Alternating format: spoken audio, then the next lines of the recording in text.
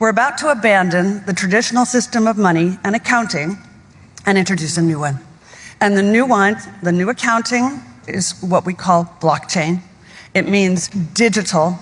It means having a almost perfect record of every single transaction that happens in the economy, which will give us far greater clarity over what's going on. It also raises huge dangers in terms of the balance of power between states and citizens. We are shifting to a new financial system, but the general population is not shifting to a new financial system. It's shifting to a control grid. CBDC can allow government agencies and private sector players to program, to create smart contracts, to allow targeted policy functions. For example, welfare payment. For example, consumption coupon. For example, food stamp. By programming CBDC, those money can be precisely targeted for what kind of people can own and what kind of use this money can be utilized. A key difference with the CBDC is that central bank will have absolute control on the rules and regulations, and also we will have the technology to enforce that. They're saying we can control with rules. We don't need currency anymore.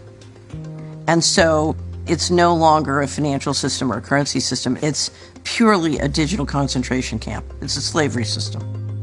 When Catherine Austin Fitts talks, we should listen. She's a former high-level investment banker in New York and held senior office in the first Bush administration in Washington. There may be 1,000 models of how it could work. But essentially, you will have, whether it's a banking account or a credit card, and it can be turned off and on. So my incentive system is not you go to work and work hard and you get money. My incentive system can be based on how you behaved in the last 5 minutes, on a 24/7 basis.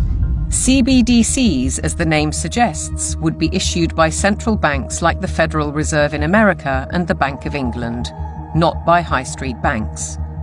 They would signal the end of cash, and every transaction you make would be transparent and held on a permanent database. Crucially, under a net zero regime, your carbon footprint could be at the heart of the system. We're developing, through technology, an ability for consumers to measure their own carbon footprint. What does that mean? That's where are they traveling? How are they traveling? What are they eating? What are they consuming on the platform? So, individual carbon footprint tracker. This can be the infrastructure for a carbon credit system. It's totalitarian control, and if people don't become aware of it now, it's going to be too late to backtrack. In an unknown future, one thing is certain. Digital IDs are essential to the project. If they become compulsory, data on every detail of our lives will be monitored, stored, and monetized. Nothing, but nothing, would be private.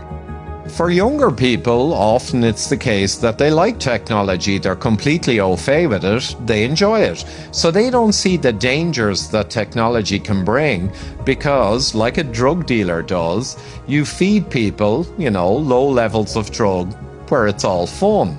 And then later, when you have them addicted, you feed the hard stuff and that destroys their life. So in a similar way, all of this technology is currently pretty much nice, but when the central bank digital currency comes in and the control comes in and the censorship systems, then the younger people will realize all too late in many cases that they've walked themselves into a trap.